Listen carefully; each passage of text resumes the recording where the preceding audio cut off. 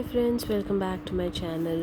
இன்றைக்கி வந்து ரொம்ப ஈஸியான ஒரு ப்ரெட் ரோல் பண்ண போகிறேன். ஸோ அது வந்து ரொம்ப ஈஸி, ரொம்ப டேஸ்ட்டாகவும் இருந்துச்சு. ஸோ உங்கள் வீட்டில் நீங்கள் ட்ரை பண்ணி பார்க்கணும். ஸோ அதுக்கு என்னென்ன தேவையான பொருட்கள் பார்க்கலாம். ஒரு 3 பொட்டேட்டோஸ் எடுத்துருக்கோம், பாயில் பண்ண பொட்டேட்டோஸ். ஸோ அதை வந்து ஒரு மீடியம் சைஸ் 3 பொட்டேட்டோஸ் எடுத்துகிட்டு அதை நல்லா ஸ்மாஷ் பண்ணி வச்சுக்கோங்க. இப்போ பாருங்கள், நல்லா ஸ்மாஷ் ஆகிடுச்சு. இதில் வந்து என்னென்ன ஆட் பண்ண போகிறோன்னா, ஃபைன்லி சாப்டு ஆனியன்ஸ் ஆட் பண்ணுறோம். அப்புறம் சில்லி, ஒரு 2 சில்லி நல்லா ஃபைனாக சாப் பண்ணி அதை ஆட் பண்ணிக்கிறோம். அப்புறம் கொரியாண்டர் லீவ்ஸ், அப்புறம் ஃபைனாக சாப் பண்ணியிருக்கிற ஜிஞ்சர் அண்ட் கார்லிக் இதையும் தூவி விட்டுட்டு மிக்ஸ் பண்ணி விடலாம். இப்போ வந்து மசாலாஸ் ஆட் பண்ணிக்கலாம். என்னென்ன மசாலாஸ்ன்னு பார்க்கலாம். இப்போ வந்து என்ன மசாலாஸ் ஆட் பண்ண போகிறோன்னா, ஒரு 1/2 டீஸ்பூன் போல் கொரியாண்டர் பவுடர், அப்புறம் ஒரு 1/4 டீஸ்பூன் போல் டர்மரிக் பவுடர் ஆட் பண்ணுறேன். அப்புறம் ஒரு 1/2 டீஸ்பூன் போல் கரம் மசாலா. இவ்வளோ தான் மசாலாஸ் தேவை. ஏன்னா வந்து ஆல்ரெடி நம்ம க்ரீன் சில்லி ஆட் பண்ணியிருக்கறனால சில்லி பவுடர் தேவையில்லை. ஸோ இதுவே வந்து கொஞ்சம் நல்லா காரமாக தான் இருந்தது, இதுவே போதும். அப்புறம் தேவையான சால்ட் ஆட் பண்ணிக்கிறோம்.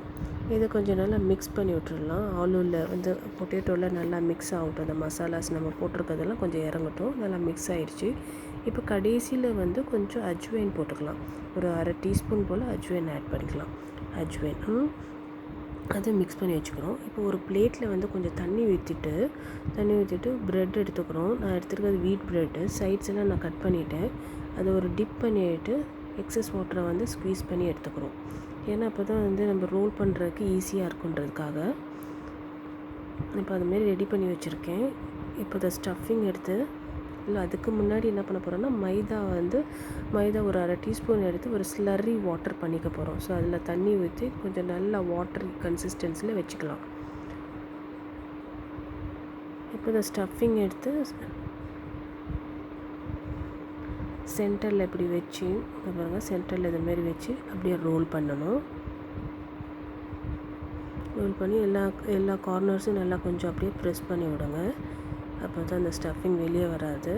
அப்படியே அமுக்கி விட்டுட்டு அப்புறம் வந்து இந்த ஸ்லரி வாட்டரில் அப்படியே ரோல் பண்ணுறோம். எல்லா சைடும் அப்படியே ரோல் பண்ணிவிட்டு அதுக்கப்புறம் ப்ரெட் க்ரம்ஸ் எடுத்து வச்சுருக்கேன், அதில் வந்து அப்படியே டஸ்ட் பண்ணி விட்டுற வேண்டியதான். ஸோ இந்த மாதிரி இன்னொன்றும் பண்ணி வச்சுக்கலாம். ஆல்ரெடி நான் வந்து கடாயில் வந்து எண்ணெய் வச்சு நல்லா ஹீட் பண்ணிவிட்டேன். இப்போ வந்து போட வேண்டியதான், போட்டு ஃப்ரை பண்ணி எடுக்கலாம். இப்போ எண்ணெய் ஆல்ரெடி நல்லா ஹீட்டாக இருக்குது. ஸோ போடுறப்போ ரொம்ப ஜாக்கிரதையாக போடுங்க. அப்படியே சைட்லேருந்து ஸ்லைட் பண்ணி விடுங்க. ஏன்னா எண்ணெய் சூடாக இருக்கிறதுனால கையில் இது பட்டுடும். அப்படியே போட்டுட்டு, ஏன்னா ப்ரெட்டு வந்து சீக்கிரம் குக் ஆகிடும். ஸோ கொஞ்ச நேரம் கழித்து 2 சைடு பரட்டி விட்டுட்டு அப்புறம் எடுத்துட வேண்டியதான். இந்த மாதிரி நல்லா கிறிஸ்பியாக ரெடி ஆகிடும். இது வந்து நம்ம டொமேட்டோ சாஸ் யூஸ் பண்ணிக்கலாம், இல்லாட்டி வந்து மயோனஸ் யூஸ் பண்ணி சாப்பிட்லாம். ரொம்ப டேஸ்ட்டாக இருந்துச்சு. நீங்களும் வீட்டில் ட்ரை பண்ணி பாருங்கள். தேங்க்யூ ஃபார் வாட்சிங் மை சேனல்.